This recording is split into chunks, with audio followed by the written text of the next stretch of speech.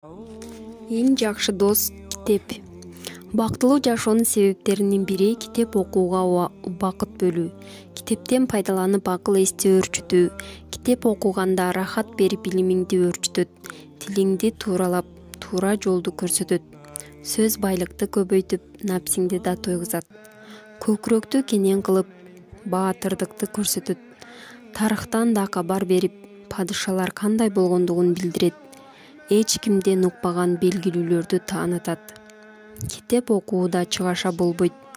Эң жакшы адептүү адамдын алдында отургандай болуп, көп нерсени үйрөтөт жана жаман нерселерден оола кылат. Китеп күндүзү жардам бергендей, кечинде да жардам берет. Үйүңдө жардам бергендей, сапарда да жардам берет. Сен чарчасаң да ал чарчабайт. Ал сен муктаж болгон эң илимдүү мугалим.